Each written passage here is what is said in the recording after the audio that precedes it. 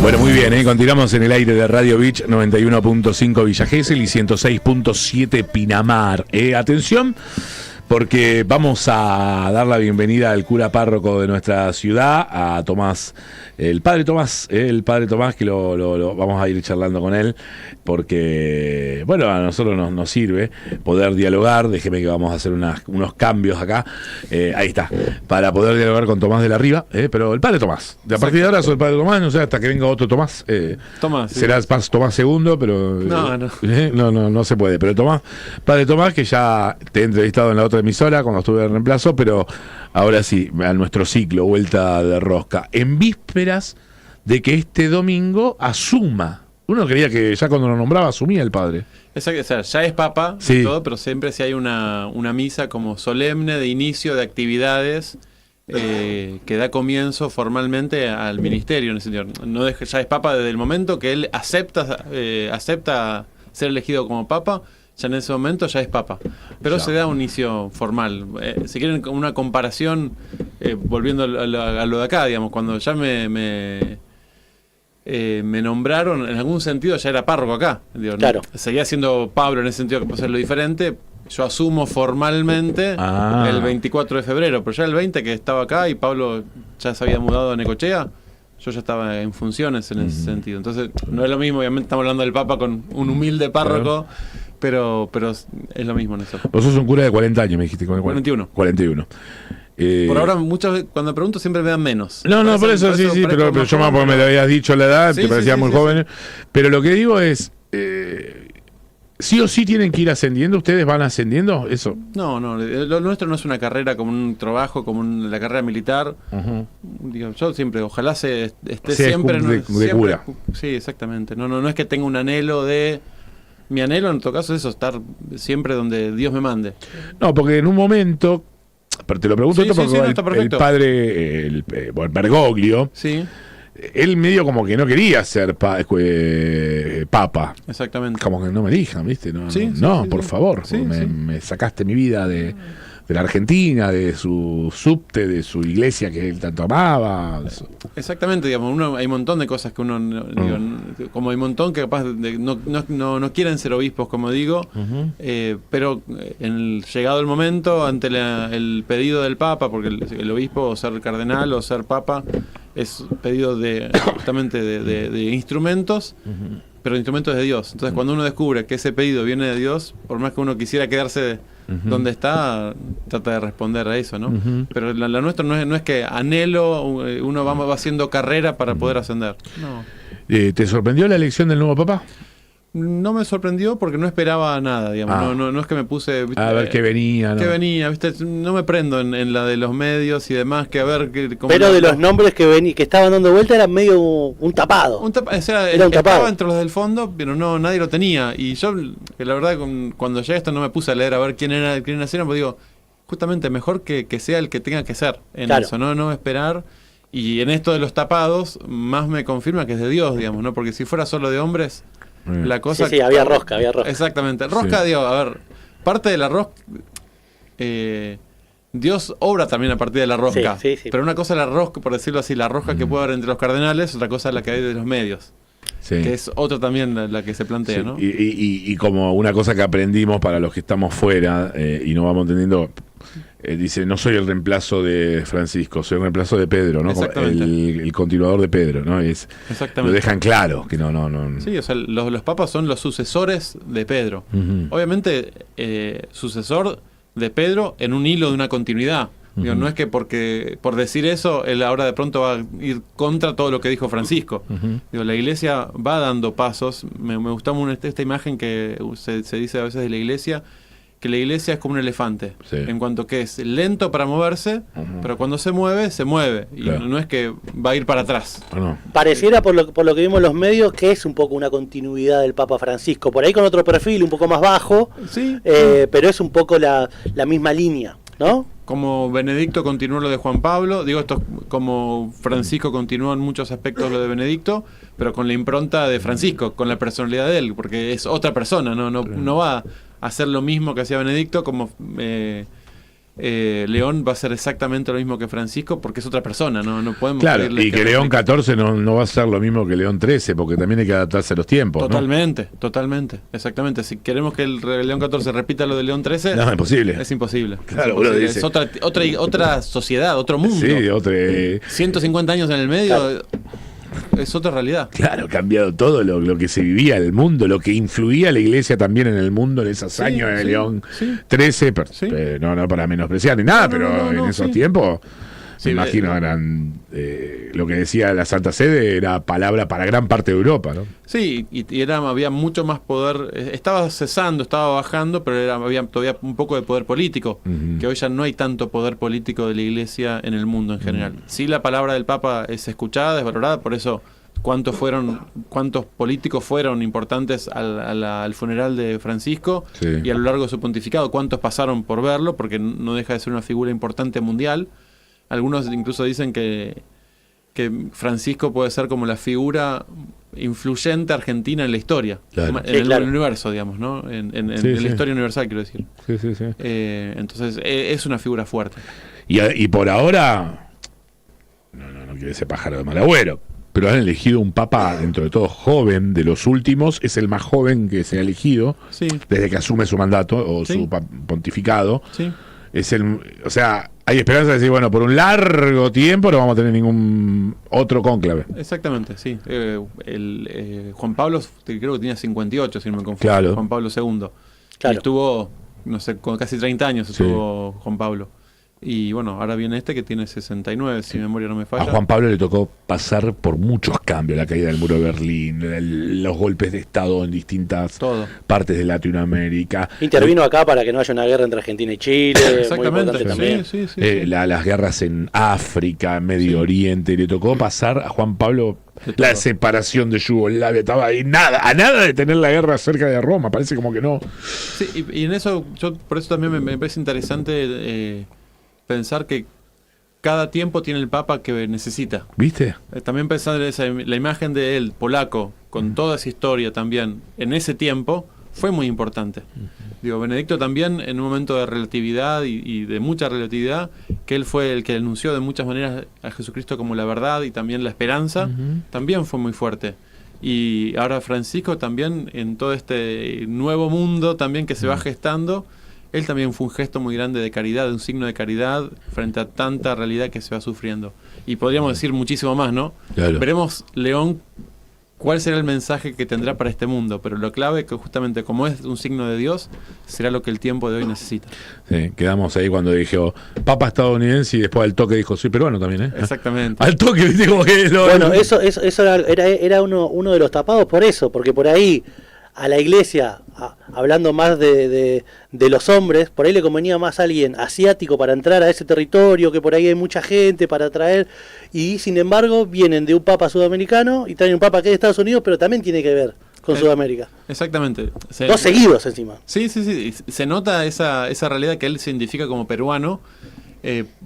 Cuando habló naturalmente en esa ventana, en ese balcón, ¿no es cierto? Cuando habló como un latinoamericano, era en esa voz que... Él elige hablar en español. Exactamente. También. Y al otro día, en la misa con los cardenales, él también ahí le sale más elegido y pensado, y está perfecto, habló más en inglés también, al comienzo de la homilía al otro día. Claro. Hablando de edad, ¿sos el cura más joven de Gesell? ¿Puede ser hasta ahora? No sé la historia, puede ser. Igual Bosicio también llegó joven, tiene... No. ¿Pero 41? 44, claro. Sí, 43, 44. 41. Claro, pero Bosicio cuando vino tenía ahí nomás casi como yo, sí. Sí. Un poquito más. No, estaba pasado acá. Ya llevaba ¿cuánto? 5 años, acá 6. 7. 7, y tiene ahora 40 y 50 y algo. 50 y algo. Que no tenía 44, 45. Bueno, entonces sí, sos el más joven, me parece, sí. Monseñor Mestre no era grande ya. Sí, tampoco tanto, No. Fue hace 12 y él tiene 50 y algo. Así que tampoco tan lejos. No. Estamos entonces en la edad. Está por ahí todos. Hay muchos que me están diciendo es la primera vez que tienen un párroco más joven que ellos. Mirá. Entonces es también un cambio para mucha gente de 50 que están mucho en la iglesia, que están mucho en la iglesia, justamente dice, bueno, es la primera vez que tengo un párroco más joven que yo. ¿Cómo encontraste en ese sentido la familia religiosa de Gesell, la comunidad? Es una comunidad muy activa, digamos, como comentamos recién un poco antes fuera del aire. con un montón de comunidades y presencia en distintos barrios de la ciudad, incluso de Mar Azul y Mar de las Pampas. Como se llama, muy activa y con muchas actividades incluso a lo largo de la semana. No es que se abre solo para la catequesis y la celebración el sábado, sino que casi todos los días hay actividades en cada una de las comunidades, de comunidades, actividades más, uno podría decir, religiosas, de oración o de celebraciones. Más tradicionales. Sí, o también digo, otros modos de evangelización, como es la asistencia, un taller de tejido, un taller de costura, en los comedores. O sea, también eso es evangelización, porque el evangelio no es solo el anuncio de la palabra, sino la vida, también y el servicio y la caridad.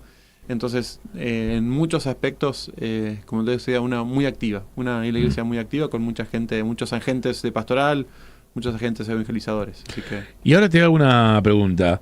Este año es el año del jubileo. Sí. ¿Para qué que escucha del otro lado y que por ahí no está metido? ¿Qué el año del jubileo, digo, la gente que se va a jubilar. No, por eso, es lo que... y las cuestiones del... Ahora, a mí me gusta hacer mucho por internet de mirar televisión de Europa, de España, Italia, Francia. Porque voy buscando en YouTube y voy mirando, ¿no? Y están todos los canales con el año del jubileo, propaganda de cada cosa... Todos los medios masivos de allá de Europa. Nosotros acá no, ¿viste? No es como que no. ¿Qué es el jubileo? ¿Por qué le da tanta importancia a Europa y nosotros nos perdimos medio? ¿Qué es el jubileo? El jubileo comienza en algo del Antiguo Testamento, que cada tantos años se declara un año jubilar, un año de perdón. Y bueno, también la idea es que en principio, cada 25 años se hace un año jubilar. Y se le da un tinte especial o algo. En este año también es el año de la esperanza, entonces año jubilar de la esperanza. Entonces se van haciendo distintas actividades que lo que buscan es, bueno, renovar el seguimiento, por decirlo así, renovar también, en algún sentido también tiene algo esto del perdón, en alguna de las como dinámicas que se dan en años jubilares, pero renovar el seguimiento a partir tal vez de alguna figura o algo especial. Claro. Entonces, este año también es el año de la esperanza y es un año jubilar, como queriendo renovar nuestra vida a partir de la esperanza, no solo pensando en la vida eterna, lo que vendrá después, sino también en vivir ya desde ahora la esperanza. Porque nuestra fe y lo que creemos de lo que vendrá después, lo que esperamos que venga después, nos tiene que mover a actuar también hoy. Querer hasta construir el reino del futuro, el reino del cielo, también aquí en la tierra. Entonces, cada tantos años hay año jubilar. También, eso lo define un calendario que tiene el Vaticano. Cada 25 años se da, pero aparte puede haber un año especial jubilar, por ejemplo. El jubileo del año 2000 y ahora ya somos 25 años. Exactamente. Para el 2033 seguramente también sea un año jubilar porque son los 2000 años de la muerte de Jesús. Entonces también hay fechas importantes que también se pueden hacer un año especial. Claro. Después, en un año, no me acuerdo si fue jubilar o no, pero en el 2015 Francisco declaró el año de la misericordia, que fue todo un año para trabajar, para formarse, pero también para vivir la misericordia. A veces es como para volver a renovar un valor o una virtud, para volver a tenerla presente y trabajarla en todas las dimensiones. Y una pregunta que te hago, dale. Te aprovechamos un ratito, ¿viste? Porque también quizás que viene... A mí me encanta el ping-pong de idas y vueltas. No, porque uno va queriendo saber. En la iglesia hay como corrientes, escuchamos que hay curas misioneros, él es agustino. Agustino. Francisco era... Jesuita. Podemos hacer una síntesis, vamos con misionero. ¿Qué es misionero? Misionero es algún cura que se envía de misión desde su lugar de origen, se envía a un lugar especial para prestar un servicio allá. Por ejemplo, León, que estuvo en Perú. Exactamente, él era de origen agustino, de la congregación de los agustinos, y formado en la región de Estados Unidos, y de Estados Unidos lo envían como misionero a Perú. Para ir a un caso muy cercano, Pablo, él estuvo de misionero en Mozambique, en la diócesis de Xai-Xai. Allá estuvo un par de años. Fue enviado desde Mar del Plata, la diócesis de Mar del Plata, a la diócesis de Xai-Xai, en Mozambique. Estuvo 2 años, 3 años estuvo allá de misionero. ¿A vos te pueden mandar o vos no sos misionero? Sí, podrían mandarme, sí. Sí. Podrían. Son todos misioneros. O sea, pasás a ser en un momento misionero. Si no. Hay un poco de todo. También es la inquietud y el deseo que uno puede tener. Si yo digo, puedo pedir, bueno, veo que hay un llamado en mí que me envíen de misionero a un lugar en especial, puedo hablarlo y ver de qué manera se puede llegar a hacer. Pero un poco depende de cada uno. Puede, por ejemplo, no sé cómo habrá sido lo de Prevost, pero puede ser que de las de los agustinos que estaban en Estados Unidos, a esos agustinos, desde los agustinos de Perú, les hacía falta curas y les pidieron a los Estados Unidos si podían enviar alguno. Entonces de ahí fue que capaz llegó el pedido y puede ser que no sé cómo ha sido en ese momento, voy a inventar. Le dijeron, che, necesitamos alguno, queremos que vayas vos, o él se enteró y pidió poder ir. Puede ser cualquiera de los dos modos. Está bueno. Porque uno piensa, ¿en cuántos lugares del mundo todavía falta evangelizar o llevar la palabra? Porque uno dice, pero después ves, por ejemplo, hay lugares que no sé quién se anima también a querer ir en el medio del Pacífico, Fiji, y todas esas islitas para medio hay que animarse también. Pero, mira, fíjate. Uno de los que no fue nunca un papa o fue una de las primeras. Siéntate, Nico, si quieres, por favor, nunca fuera en el micrófono. Perdón. Digo, Francisco fue uno de los pocos que fue una de las regiones que no había ido ningún papa o que había sido la más complicada, creo. La verdad que no recuerdo todos los lugares donde estuvo, pero sí, puede ser, sí. Mirá, hoy hay misioneros de América Latina que están yendo a Europa. Uno podría decir, pero si está evangelizada en cuanto que el anuncio estuvo ahí, sí, pero hoy no. O sea, hay un montón de gente que no conoce a Jesús. O conoce como una figura histórica, o conoce como justamente hoy en la misa que hoy había, bueno, tardé un poquito también porque había 2 actividades que se reunían y ahora tiraré de paso un chivo ya que estamos. Sí. Hay muchos que capaz conocen que existe Jesús, pero no lo comprenden, no lo entienden. Tal vez porque nosotros no se lo supimos presentar bien. Entonces, ahí hay que volver a evangelizar. Hay que evangelizar presentando el verdadero Jesús que tenemos, que no es un Dios que es castigador, que está esperando dónde caerme, dónde matarme, dónde tirarme palos, sino a veces es otro Jesús el que estamos llamados a presentar. Entonces, hasta en este sentido, hoy se están llevando misioneros a Europa. Claro. Portate bien porque Dios te va a castigar, ¿viste? Pero hay un montón de eso que se entiende, que se cree eso. Digo, un montón de gente que cree eso y hay que constantemente borrar eso de la... Y hay una generación, yo contaba hoy antes de empezar el programa, mi viejo era en San Isidro y en la época que mi papá murió tenía 70 y pico de años, del 47, así que grande era. Y le tocaba, allá era colegios pupilos o religiosos, ¿no? Sí, las mujeres por un lado. Sí. Y el maltrato que recibió mi papá de grande no quiso saber nunca nada con la iglesia, ni la pisaba. Sí. No, por eso nosotros no fuimos, somos bautizados nada más, pero porque mi papá decía no. Exactamente, es decir, eso es mea culpa de la historia, ¿no? Hay un montón de malos testimonios que se han dado a lo largo de la historia y son los que hacen precisamente que nos quedemos con caricaturas de Jesús, ni siquiera digo reflejos, imágenes totalmente difusas de Jesús, de la iglesia también. Que tiene que ver con una época, con un contexto, porque por ahí lo que le pasó al padre de él pasaba en un colegio público también, que no tenía nada que ver con la religión. Sí, ahí lo malo es que sea justamente la iglesia que lo haga, digamos, ¿no? Como un montón de otros temas, digo, que pasan en toda la sociedad, pasan en toda la sociedad. Ahora, que lo haga la iglesia es lo que está mal. Claro. Y podríamos decir un montón de temas más, ¿no? Te traemos de vuelta para acá. ¿Alguna vez tuviste la oportunidad de ver un Vía Crucis de lo que se arma acá en Gesell? Sí, porque es un evento muy importante para acá. Bueno, además que el último, obviamente, que ya estaba acá, ya de párroco, hace 2 años, justo vino una Semana Santa para dar una mano a Pablo con las celebraciones de Semana Santa y había podido acompañar y vivir el Vía Crucis. Es una linda celebración, muy linda, una fiesta grande, así que sí. Sí. Hay Se le da mucha bola acá eso, ¿viste? Sí. Es muy interesante. Y ahora la pregunta, seguimos con la docencia. Sí. Dijimos recién misionero, jesuitas. Sí. Los jesuitas tienen también mucho aspecto misionero. De hecho, empieza en esta dinámica cuando los primeros fundadores que empiezan de los jesuitas fueron enviados a un montón de lugares del mundo. De hecho, algunos fueron a la India, intentaron entrar en Japón. Muchos jesuitas también vinieron aquí en Argentina. Recordemos las reducciones jesuíticas, porque eran los jesuitas que estaban acá haciendo su obra de evangelización. Tienen un cariz misionero también muy grande. También están vinculados a la educación, o sea, tienen muchas... una de las cosas que también tienen importante, como dedicarse a predicar retiros y el aspecto de ayudar a discernir mediante el momento de espiritualidad, poder discernir, guiar a que otros aprendan a este acto de discernir la voluntad de Dios y la vida en nuestra vida.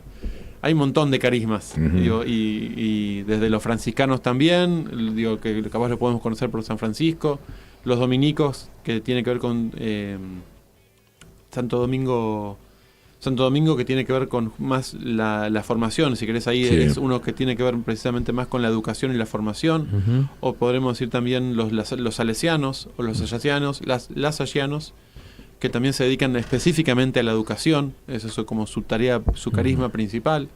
Digo, hay muchos que nos dedicamos a todo, digamos, yo pienso los diocesanos que somos los que hacemos un poco de todo, tenemos esto, pero ellos tienen también lo propio de algún carisma, algún servicio especial y particular. Más allá de que... además de otras cosas más, pero dale. De la rama que venía Francisco y la nuevo Papa eran parecidas, ¿cuáles son las diferencias que tienen entre ellos? Yo digo, no quiero como diría Darín, si lo defino lo limito, diría el hijo de Darín, ¿no? Tiene un poco más que ver con esto. Los agustinos están más enmarcados dentro del espíritu de San Agustín, una gran luz de la filosofía y también de la teología, el santo San Agustín de Hipona, el que escribió las Confesiones, tal vez lo conocemos más conocido por esa historia, que era un filósofo que se convirtió muy grande, de un poco más grande al cristianismo, y como siguiendo su espíritu, que tiene que ver mucho justamente con la enseñanza, con la doctrina, pero también la misión. Y San Ignacio también tiene este espíritu, digo, lo primero que se lo caracteriza es todo el discernimiento, pero también la posibilidad del envío a cualquier misión, como lo vimos con mismo Prevost. Está muy bueno, la verdad que me gusta. No, yo quería saber, porque lo que no me quedó claro, ¿en qué rama estás vos? Bien. No lo queríamos poner incómodo en la primera entrevista. Ya la segunda, amiga. Bueno. Ok, ya estamos disponibles. Como decía recién hace un rato, me gusta este ping-pong de ida y vuelta de preguntas de cualquier tipo. Hoy a la mañana lo tuve con los chicos del primer año del secundario, del colegio. Lindo ahí, ¿eh? De todo tipo de preguntas, desde fútbol hasta cosas de la Biblia y demás. Yo después tengo una para hacerte. Dale. Para explicarlo, pienso en esto. Además de estos que son los salesianos, los agustinos, los carmelitas, que son como órdenes que tienen parroquias a veces o comunidades, por ejemplo en lugares puntuales del país o lugares puntuales del mundo, la iglesia se divide todo el territorio, así como la provincia se divide en municipios, el país en provincias y en municipios, la iglesia divide todo el territorio en lo que llaman diócesis, y cada diócesis tiene un obispo y después tiene sacerdotes que dependen de este obispo para atender ese territorio, como ese municipio, podríamos decir. Bueno, eso es lo que soy Pablo, que es Gabriel, Eduardo, yo somos sacerdotes diocesanos, que dependemos de esta diócesis. Entonces, a nosotros siempre nos van a ir moviendo dentro de esta diócesis. Por eso Pablo, de acá, se fue a Necochea, que es la misma diócesis de Mar del Plata. La diócesis de Mar del Plata son 9 partidos. Entonces, desde Pinamar hasta Necochea, pasando por Balcarce, Madariaga, Vidal, Mar Chiquita, todo eso. Y el que estuvo antes de Pablo creo que también había estado en Necochea, o fue a Necochea después. El que estuvo antes de Pablo, él venía de Balcarce. De Balcarce. Eduardo. Eduardo, sí. No, se fue a Balcarce, perdón, al revés. Se fue a Balcarce. Entonces, eso, nosotros somos sacerdotes diocesanos y en eso, digo, nuestro carisma es justamente estar al servicio de todos. Bien. Digo, y ahí por eso mi tarea sacerdotal va desde estar en el colegio hasta estar en el barrio o estar en cualquier lugar que me toque, digamos. Los distintos oficios o tareas que tengo, además de toda la parroquia con todas estas actividades que tiene, que hoy les decía, aparte sigo con la tarea que venía antes, un poco vinculado, que es la formación de los seminaristas, los que están preparando para ser sacerdotes, que están en La Plata y cada tanto voy para allá, y sigo como director de extensión universitaria de un instituto universitario de teología en Mar del Plata. O sea, fíjense qué distintas tareas y vamos ahí como manejando los tiempos, manejando todo. Exactamente. Como pasa por ahí, que nos pasa a nosotros que laburamos los medios, que tenemos diferencias generacionalmente con los que son más grandes, en diferentes formas de laburar, en que esto hay que hacerlo así. Dentro de la iglesia, vos que tenés la edad nuestra, yo tengo 39, él tiene 41, creo, 40, ¿se nota esa diferencia generacional entre los que son más grandes, los que vienen? Sí, claramente, digamos. A ver, un poco algo tiene que ver con esto que decíamos, en formas de predicar, en formas de enseñar, que algunos enseñan de una manera y otros de otra, que también nosotros vamos ayornándonos a la realidad del mundo, hasta esto desde las redes sociales, algo tan simple, tan simple o tan cotidiano para muchos de nosotros. ¿Sabes lo que es un reel? Claro. El feed, digamos, ya, el feed, la publicación, una story, ya eso para ellos es casi como lenguaje chino. Claro. Para muchos, hay muchos no, hay muchos que tienen el deseo de ayornarse, de estar atentos, ¿no? ¿Y qué opinas de esos curas que empiezan a filmarse en su momento, ¿cómo se dice? Cuando hacen la misa y eso, que hacen historias, TikTok, todo. Vivos. ¿Te animás o lo? A ver, los que filman la misa para transmitir, digo, de hecho nosotros también lo hacemos, y es un servicio muy grande porque hay mucha gente que no puede moverse. Digo, en la pandemia fue lo que explotó. Pero hoy mucha gente que está en su casa y no puede verlo. Mi abuela, cada vez que voy a verla, ahora ya lo tiene más incorporado, pero iba a verla, tiene 97 años. Y decía, no sabés, cada vez que iba a verla, hay un canal que vos ponés a la hora que vos querés y arranca la misa, dice. Claro, es YouTube. Claro. Anda a explicarle que es YouTube, que internet, pero lo vive y ella está chocha, porque estando en su casa sin poder moverse, puede elegir la hora de ella que quiere ver. Y después termina la misa y pone el rosario, que también lo pone por YouTube. Se lo ponen algunas personas que están ahí con ella y puede ver todo, ¿no? Ahora, a mí me gustan mucho las redes y lo veo como un instrumento de evangelización muy grande, pero para hacerlo bien hay que dedicarle tiempo. Y yo cuando lo hago, quiero hacerlo bien. La verdad que es un pequeño defecto que tengo en eso, que soy un poco perfeccionista para muchas cosas, y para eso quiero que salga bien. Entonces me cuesta un poco. Claro. Alguna vez he hecho algún videíto o entrevistas así, me prendo para vivos y demás, pero yo seguirlo adelante ya dijo varias veces que le gusta, así que lo vamos a llamar. No, ya me lo dijo el otro día, algo vamos a armar, dijimos. La radio a mí me encanta. La radio, ahora como se ve esto del como dice una radio de Buenos Aires, Urbana Play, la radio que se ve, que ahora como que se convierte en stream, pero que es radio, me encanta. Siempre de pibe me encontré la radio. Yo te voy a hacer una pregunta. ¿Te quedó ahí dentro? No, tengo otra que después te voy a hacer cuando Leo me deje. ¿Con Francisco fue cuando la iglesia evolucionó más en el último tiempo? ¿Con el tema de la apertura y todo eso? Yo creo que sí que Francisco dio una apertura muy grande. Por su forma de ser, por su forma de actuar, dio una apertura muy grande. Y en algunos temas concretos, sí, se dio una apertura, como dio apertura, y no sé si diría evolución, pero sí pasos grandes en temas fuertes. Pero también creo que en esto como acompañando los ritmos de la sociedad, en cuanto que los tiempos y las generaciones son mucho más cortas que antes.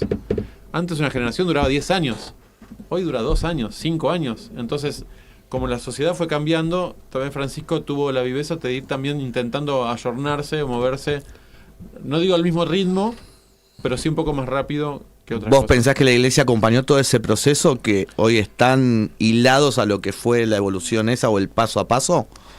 A ver, la iglesia en cuanto institución, es difícil decirlo. ¿Por qué?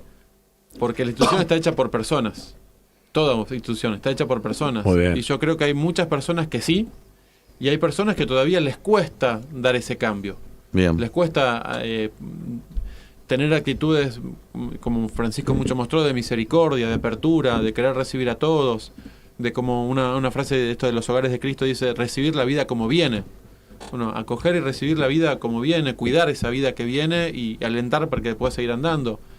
Hay algunos que todavía, y por eso digo, la iglesia en general no me atrevo a decirlo, porque hay algunos que capaz les cuesta. Comprendo que les cueste, pero bueno, yo voy en otra línea, digamos, ¿no? Por acá entra mensaje a través del WhatsApp, para que lo tengan en cuenta aquellos que quieran. En un ratito lo voy a volver a dar, pero hay gente que ya lo tiene, el teléfono de contacto. Buenas, Leo, me gustaría preguntarle al padre si la iglesia se adapta y es flexible a los tiempos actuales, tratando de hacerse más atractiva para nuevos fieles, o se mantiene en las tradiciones antiguas. Bien. Gastón. Un poco lo mismo lo que hablaba. Exactamente, un poco lo que decíamos. Perdón, bueno, pero quería... No, está bueno, está bueno y me sirve para decir algo respecto a esto.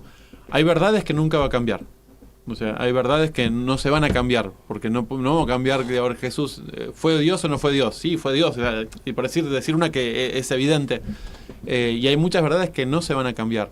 Pero hay otras que sí se van como... A ver, sobre todo es esto, es no por un adaptarse al mundo. Reinterpretar capaz, ¿no? Sí, o digo, escuchar que Dios habla a través de la sociedad, a través del mundo, a través de la historia. Entonces también, en definitiva, es ser fiel a Dios, de que habla de muchas y diversas maneras. Digo, es clave entender esta verdad de que Dios no solo habla en la Biblia, no solo habla de Dios en la oración, habla en la historia, y digo para nosotros también, para mí también, en mi historia, en mi vida, en mis gustos, en lo que voy viviendo, también Dios me va hablando. Hay esta imagen a mí la escuché, o no me acuerdo ya, pero me gusta entenderla, vivirla. Dios nos habla en una sinfonía de voces. Lo que tenemos que hacer es intentar escuchar, bueno, cuál es la sinfonía, la armonía que me lleva, y volviendo a discernir cuál es la voluntad de Dios. Incluso, como decía un beato argentino, un obispo Angelelli, que murió dentro de la dictadura, decía, un oído en el Evangelio y otro en el pueblo. Qué bueno. Como queriendo escuchar también en el pueblo a Dios. O como decía otra persona, la mano en el corazón, el oído en el corazón de Dios y la mano en el pulso del tiempo. Como para escuchar también cómo Dios nos habla a través de eso, ¿no? Yo quisiera que cierres con algo, con una palabra de fe, porque ante todo esto es fe. Sí. Esto, lo primero que la religión, la creencia, es fe, no deja... y es fe, es creer, porque es así, no hay otra historia, ¿no? ¿Tenés la fe o no tenés la fe? En él, en Hernán, en el que... y acá estamos en la fe y la Iglesia Católica hacia Jesús, ¿no? Muy bien. Así que a mí me gustaría que deje un mensaje, porque ya estamos casi entrando al final y la verdad que...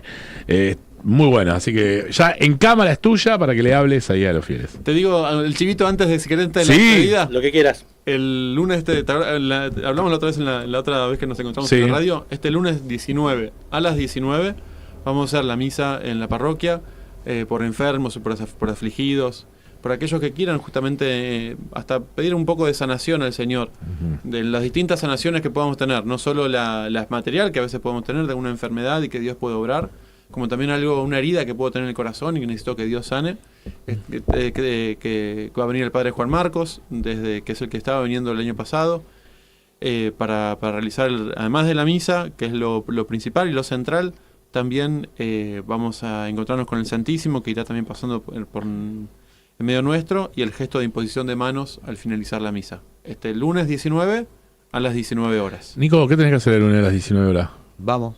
¿Me lo curís? ¿Sí? Me lo curé él y nosotros vamos a estar viendo, porque es lo que quería. Les digo que lo vean, porque era lo que veíamos el año pasado, que estaba lleno, no teníamos lugar donde dejar. Vos querías venir esos lunes que no había lugar para estacionar, era cuando venía el... Vamos el lunes. ¿Se puede filmar? ¿Podemos ir a filmar? Sí, hay que venir con respeto y cuidado, porque es un momento... bueno, le vas a decir dónde. Una fotito. Después charlamos un poquito. Sí, porque es un momento espiritual. No la gente, ¿no? Por supuesto. Claro, no, y hay que tener mucho cuidado con la gente que puede sentirse incómoda con eso. No, por eso. Y eso es lo que no queremos, porque queremos que sea un encuentro con Jesús de cada uno, ¿no? Y es lo que estamos preparando. Con el equipo nos venimos preparando ya hace un tiempo para que sea una buena experiencia para todos, ¿no es cierto? Los que pero lo vamos a cubrir y vos lo marcás o alguien ahí le decís. Lo charlamos y me gustó mucho la posibilidad, porque es lo que nos preguntábamos el año pasado. Estábamos ahí enfrente, por eso miramos por la ventana y ¿qué pasa? ¿Qué tanta gente? Y era la única, no sin menospreciar, pero el día que estaba explotada la iglesia. Sí. Que por eso es a ver, como decía un compañero de seminario, la gente está herida. Y todos tenemos nuestras heridas. Y este es un espacio también de abrirnos a la herida y que poder sanarla, ¿no? Justo la pregunta que yo te iba a hacer, como para preguntarte, ¿qué le dirías a esa gente que está enojada con Dios con el tema de decir ¿por qué me está pasando esto a mí y no a otro? Sí, que se lo merece. Sí. No sé si se lo merece, pero me entendés la pregunta. Sí, estoy entendiendo completamente. Lo que pienso muchas veces es el enojo que podés tener, te lo comprendo, y muchas veces yo también transité por esos enojos. Yo a veces digo, voy haciendo la lista de cosas que no comprendo hoy, que me duelen, y que cuando ojalá Dios quiera llegue allá y le pregunte, bueno, ¿esto por qué? Que acá no me hago esa pregunta de por qué, porque sé que no voy a comprenderlo, pero supongo que en el plan que Dios tiene, que nunca quiere un mal para su hijo, para sus hijos que somos nosotros, pero permite, por decirlo así, no es que permite, pero siempre todo mal que saca, de todo mal siempre hay un bien mayor, que a veces lo podemos comprender o no, y eso es lo difícil y que parte del misterio de la fe, por decirlo así, la esperanza. Sí, sí. Pero lo que diría es esto, bueno, ese enojo que tenés, además de te lo comprendo, animate a hablarlo con Dios.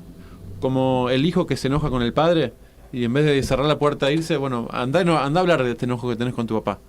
Y bueno, en ese enojo de oración, porque en definitiva hablar con Dios es orar, es rezar, digo, con nuestras palabras, más allá de un Padre Nuestro de María, que también es oración, con nuestras palabras es orar, bueno, también ponerlo en las manos de Dios. Bien, para despedirnos, ¿no? Por ahora sí, ya estamos, porque ya estamos en tiempo de cierre. Este lunes, 19 horas, misa, no. Sí, misa a las 19 horas, misa, como se dice, por enfermos y afligidos, misa de sanación, se le pone esa palabra, pero me gusta más esa por enfermos y afligidos, porque no es que automáticamente, no es magia, no es que voy y automáticamente seré sanado. Bueno, si hay heridas espirituales, Dios puede, si voy con el corazón dispuesto, ayudarme a sanar. Entonces, misa por enfermos y afligidos a las 19. El 19 a las 19 con el padre Juan Marcos, yo también estaré allí, con el gesto después de la imposición de manos. Bien, y el domingo, con la Asunción del Papa, ¿hay misa igual? Sí, todo igual. Todos igual, sí. Rezaremos especialmente por él, pero todos acá igual. es todo igual. Eso para los que por ahí estaban ahí consultando. Gracias, porque entraron un par de mensajes al WhatsApp a la gente. Así que gracias por venir. No va a ser la última, vamos a seguir, tenemos que ordenarnos, pero cuando quieran. Cuando tengas para comunicar algo también lo vas a... Che, tengo esto, listo, vamos. Pronto, ya tenemos pronto la colecta de Cáritas, así que dentro de poco vamos podré a venir. Sí. Porque me queda otra en tiempo que no va a ser para hoy. Tiempo de crisis, más fe, ¿viste? Tiempo económico, más fe. Yo diría que sí. Y tengo mis razones pero lo dejamos para la próxima. Tiempo porque es como veo así, sí. Como que crecen, perdón, no solamente ustedes, sino que veo la evangélica, más gente, usted. Y nos vamos de tiempo, ¿no? Pero no solo por un tema de crisis económica. No es solo la crisis económica.